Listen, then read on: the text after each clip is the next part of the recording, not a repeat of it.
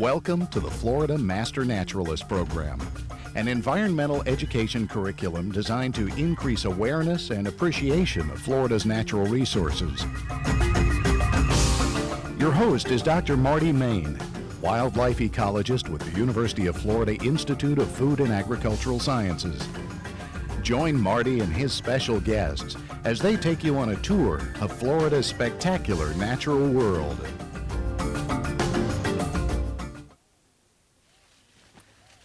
The values of Florida's wetlands have not always been recognized. Early pioneers, for instance, considered sawgrass marshes, such as this one, as wastelands and impediments to travel. Today, however, we recognize that Florida's wetlands provide many ecological benefits. And to begin with, let's visit the world's most famous freshwater marsh, the Everglades. The Florida Everglades ecosystem is one of the greatest wetlands on Earth. Located in South Florida, the Everglades is famous for its vastness and once encompassed an area of nearly 4,000 square miles. The Everglades is predominantly marsh and has been described in the writings of Marjorie Stoneman Douglas as a river of grass. In truth, the Everglades is much more than a marsh. It is a complex wetland system containing many habitats and habitat features. We journey into the Florida Everglades by airboat. Our guide is Dale Govlick, wetlands ecologist with the South Florida Water Management District and an authority on this unique marsh environment. Dale, I was just describing the Everglades and the metaphor, the river of grass. What do you think of that metaphor? Well, it is flowing, but it's not exactly what most people think of when they think of as a rushing river. It's not like something you'd find in Minnesota. Exactly. You're not going to go kayaking down the Everglades. Dale, the other part of that metaphor is grass, and certainly there are many more species of plants in the Everglades than just grass-like species. That's right. You notice over here, there's some lily pads, spike rushes. Up on the ridges, we have something called sawgrass, which actually isn't a grass. Oddly enough, it's a sedge. Now, Dale, this area right here, we can see from the lilies, water lilies, and some of the submergent vegetation that it's deeper than some of these other spots. That's right. It looks very different. It's very open, but it may only be 3 to 4 to 5 inches deeper than these thick ridges over here, these sawgrass ridges. And these deeper areas are called sloughs? That's right. These are open sloughs. This is where most of the water flows as the dry season continues and the rainfall stops. The water levels in the Everglades start to drop. The water comes off the ridges, and it starts moving through these open sloughs. And these sloughs then would concentrate fish and That's right. They sort of act as traps, ecological traps. When the water comes up during the wet season, the fish go off into the sawgrass, it drops down, they come off the ridges, they sort of get concentrated there, and of course that's when we see all the wading birds come in and have a field day. Yeah, I'd like to walk up on one of these ridges and take a look at some of the sawgrass. Great, let's do it. All right.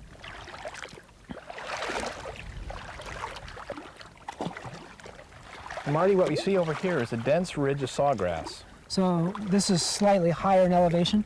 That's right. Just a few inches difference in elevation gives you a completely different vegetation type. Dale, what are the wildlife values of a dense stand of sawgrass like this? Well, it's not exactly a mecca for wildlife, but there are things that use it. Small fishes get in there when the water's high, and we also have apple snails that like to come up and lay their eggs along the edges. Yeah, I've seen some eggs on some of the sawgrass blades. That's right. You can see some right up in here. Well, so apple snails are important for a number of species. The snail kite, for one. That's right. Apple snails serve as food for snail kites and endangered species. They also are very important for young alligators. I see. I guess we can't really talk about food webs without mentioning periphyton. That's right. These floating mats that you see here, this kind of brown algae, or this brown ooze is actually algae, and we call it periphyton. And it really is the basis for the food web in the Everglades. So a good example of a simple food web would be something like periphyton, apple snails, and small alligators. Small alligators? Snail kites. Yeah, that's a perfect example.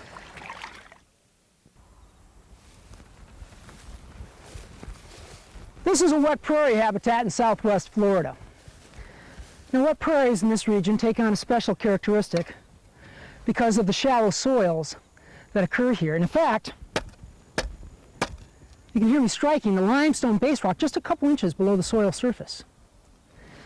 One of the characteristics of these soils is that they take on a clay-like consistency which is considerably different than sandier soils you might have further north. Another consequence of these shallow soils is that water runs through these systems in what we call overland flow or sheet flow. This is different from water that pools in depressional wetlands that we may have further north. As in other marsh habitats, fire plays a very important role in wet prairies in South Florida. Historically, most fire was caused by lightning, and the largest fires would start at the beginning of the rainy season, or what we sometimes call the growing season. That is, these lightning would strike these areas, and fires would burn before the rain had a chance to cover the entire habitat with sheet flow. Many of the plants are well adapted to fire in this habitat. This is Larry Richardson from the Florida Panther National Wildlife Refuge. Larry, I was just about to discuss some of the adaptations of plants to fire in this habitat. Well, I've got a good example here of how fire works in this ecosystem. Some Gulf Dune Paspalum, and you can see by the root system that it survives fire because the corm, the base of the plant, as well as these rhizomes survive after the fire passes over and it resprouts. Larry, we've done some research together on fire in this habitat, and we found that some of these grasses would only flower after a growing season fire. Right, growing season burns are very important because they do, on most grasses and other plants, cause the plants to resprout, flower, as well as drop seed. In contrast to a cool season burn in January or February, where you do have resprouting but not necessarily flowering and seeds. One of our other findings was that there's a high diversity of plant species in this habitat. Larry, would you like to comment on that? Well, what you'll see here is no one species dominating this prairie, and that's because of the fluctuating hydro period, the shallow soils, as well as reoccurring fire. Larry, what would happen if we excluded fire from this area? Well, you start seeing succession playing a larger role, and you'd see probably shrub-dominating species starting to move into this prairie. Do you have some examples of that? Yeah, why don't we go on over here and I can show you a good example. Okay, let me get rid of the shovel. Okay.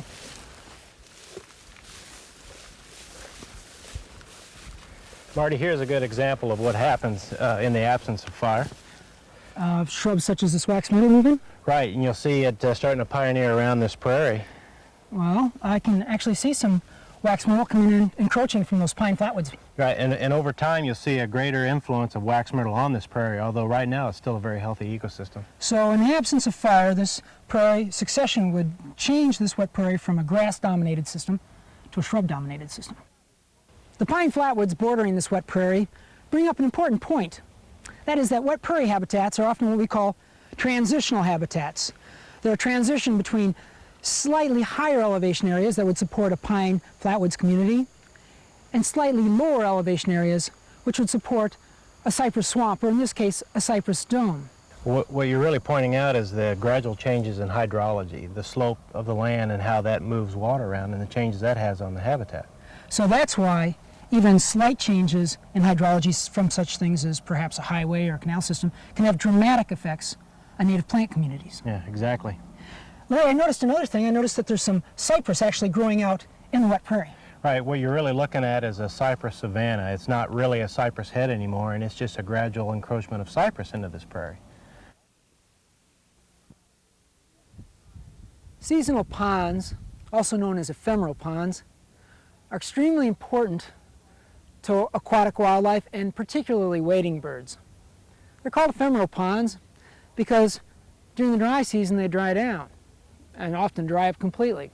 And as they do this, they concentrate fish and other aquatic animals and make basically a bounty for wading birds to come in and feast upon. This is extremely important because this coincides with the timing of nesting and rearing of chicks. There are a large number of wading birds in Florida, although the numbers today are estimated to have declined by approximately 90% over historic levels. The principal reason for this decline was overhunting during the late 1800s and very early 1900s, principally for the plume trade. During that time, ladies' fashions required egret plumes, known as egrets, in their hats. Today, of course, hunting of egrets is outlawed, and the principal threat to wading birds today is the loss of wetlands.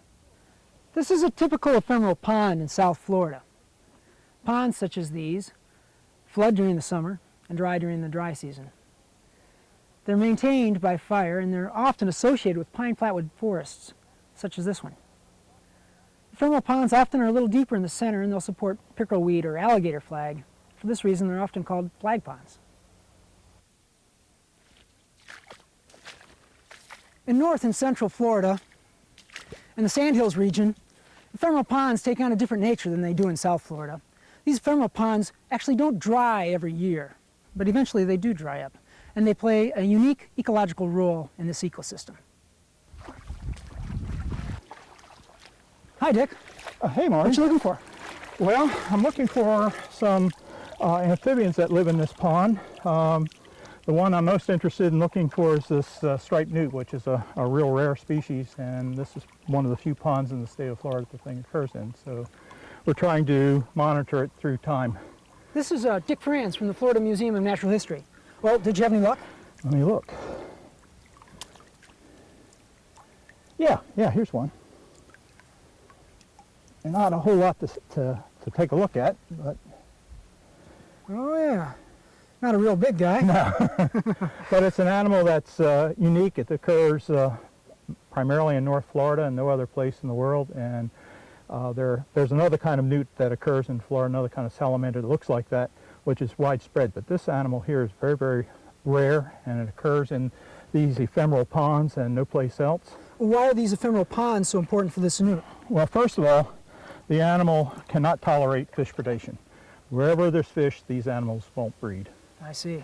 Are there other amphibians that have that same? Yeah, as a matter of fact, in this pond there are gopher frogs breed here, barking tree frogs. There's a whole suite of species that occur in these kinds of ponds and no place else. Dick, why aren't there any fish in this system? This pond's isolated from other ponds, and it has no inlet, no outlet, and this pond will dry up periodically, maybe every 4 or 5 years. And as a consequence, there are no fish here, unless people put them in. And sometimes in the past they've done that. Dick, how big is this pond? Well, if you include the entire basin, it's probably about 4 acres. If you look at just the water portion as it is right now, probably about an acre. And are they typically small like this? Yeah, they typically are very small. In fact, some of them are much smaller than this, but they're all very, very important in the landscape. This is Paynes Prairie, a depressional wetland or a basin wetland in north central Florida. Now, wet prairies in the sandhill country are considerably different than prairies in southwest Florida. Recall that in South Florida, the soils were very shallow and water flowed across in sheet flow. Well, here, in a basin wetland, water pools in the basin, and the major outlet is actually underground. Paynes Prairie is a large, complex wetland. Fortunately, I have with me Jim Weimer, park biologist for the prairie. How you doing, Jim? Pretty good. Excellent. Jim, what about the size of Paynes Prairie? It's really pretty big. Typically, the basin's about 16,000 acres. 16,000. Is that typical for a basin wetland? Well, in this part of Florida, we have a large number of these large flat-bottom depressions. The prairie's the largest, but there's any number of other ones, Leadwood Prairie, Levy Prairie. Seems to me one of the major advantages of a large wetland is the diversity of plants and animals that it can support. Absolutely. In natural areas, certainly in wetlands, size is a big bonus. It means that, in animals that have to have a lot of large acreage for habitat, they have it available, so you can support a viable population. It also gives you an opportunity to have a lot more diversity. Speaking of diversity, I understand that even bison have come down to Paynes Prairie. Well, we've reintroduced some animals, but historically there were bison in Florida. Of course, it was a really bad timing on their part. They came in about the same time the Europeans did and were promptly wiped out. That's so good. What about the historical water levels? Water levels have always fluctuated really dramatically in the prairie. 2 years ago, we had a 13,000 acre lake out here. And right now, it is as dry as we have records for, which go back all the way to 1976. Jim, one of the interesting things to me is that in a basin wetland, the outflow for water is basically underground. Yeah, typically, especially in the smaller systems, you would have the water just soaking right through the bottom into the aquifer. But here, we've got a direct conduit by way of Alachua Sink. And if you'd like, we can go look at it. That'd be great. Let's go. You know, Marty, the entire Paynes Prairie watershed, all 120,000 acres, is concentrated and flows through here into the aquifer through Alachua Sink. No kidding. That must, with as dry as it is, it must be really concentrating in the wildlife. Yeah, the whole basin, now you remember we're talking 16,000 acres of wildlife is concentrated down to a couple hundred acres in the sink. So we're full of alligators and other shorebirds and wading birds. Well, Marty, this is it. This is Alachua Sink. And somewhere, at some place, at some point in time, somebody's got to have an opportunity to drink this water. So this is the Florida aquifer right here. Absolutely. You're seeing the very top of the Florida aquifer. No kidding. And all 120,000 acres are channeled right into the spot? Channeled right into this spot, all of that water. Well, that drives home the issue of water quality. Absolutely. Wetlands live and die in terms of water quality. So we have to be very concerned about that. Now, wetlands, of course, are very good at treating water and cleaning it up for us, but we can't overload the system. I see. So does that influence some of your management and public relations activities? Absolutely. We spend as much time managing outside the preserve as we do in, and working with communities to recognize the problems we have and get them to manage their water and wastewater problems. Oh, that's great. What about within the preserve? What are some of your management activities within the preserve? Well, like typical land managers in Florida, we do prescribed fire and we try to restore the hydrologic regime within the prairie. And then, of course, we've got the usual problem with invasive exotic plants.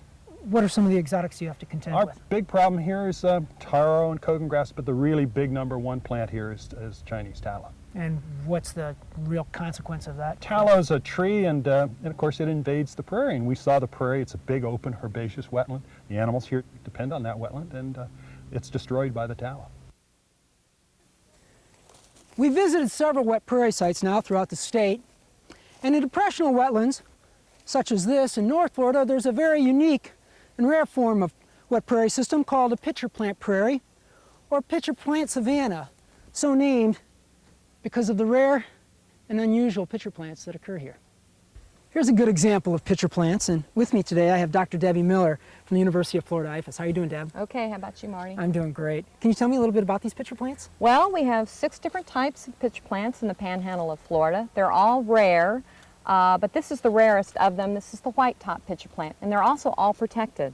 Wow, they're beautiful. Can you tell me a little bit about how this actually works as a carnivorous plant? Well, the insects are actually attracted to the top part of the pitcher. They move down into the pitcher, and there are some small hairs that are directed downward. I can see those right here. So, as the insect moves down into the pitcher, he's moving down, and then he's not able to come back up because of those small hairs. I see, so the insects are actually trapped down inside the pitcher. That's right, and here we have an old pitcher that we've opened, and you can actually see some insects. Oh, right, I see, it looks like a bee there. Yeah, and you'll find anything from ants to flying insects, all kinds of insects in these pitchers. I've heard even sometimes small frogs. Yeah, that's why they call them carnivorous. I see. Deb, this is a different species of pitcher plant from the white top. Yeah, this is the trumpet leaf, and also on the ground, very small parrot and hooded pitcher plant would be in this area. Oh. In addition to these pitcher plants, are there any other carnivorous plants? Yeah, there's actually 29 in the panhandle. Things like sundew, butterwort, bladderwort, just to name a few. Wow, 29 species of carnivorous plants. What makes these habitats so suitable for carnivorous plants? Well, these are wetlands, and they do have moist soil conditions most of the time, and these plants don't mind having their feet wet. Also, it's very nutrient poor, acidic environment, and so to supplement the nutrients that they need, they're using the insects. They're digesting the insects and absorbing the nutrients from those insects. Next, we're going to follow an elevational gradient down from these pitcher plant prairies onto seepage slopes, where we'll find some of the same species. Seepage slopes are another rare wetland plant community that occurs in the panhandle of Florida. Seepage slopes come out of a hillside, and they have many of the same plants that are found in pitcher plant prairies, such as these carnivorous butterworts, but they also have other plants such as sphagnum moss. Seepage slopes have a unique hydrology. Can you tell me a little bit about the hydrology, Deb?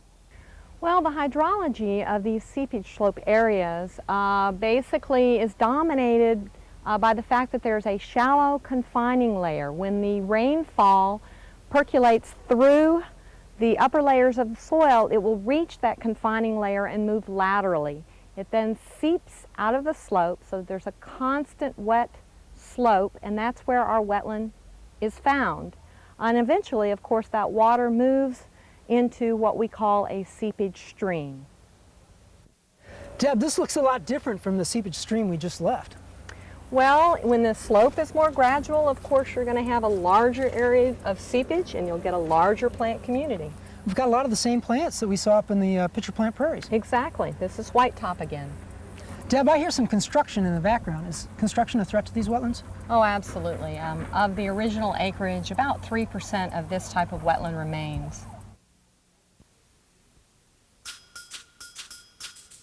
The preceding was a short sample of the curriculum for the Florida Master Naturalist Program's Wetland Series. For more information, visit the Florida Master Naturalist Program website or contact your local University of Florida County Extension office.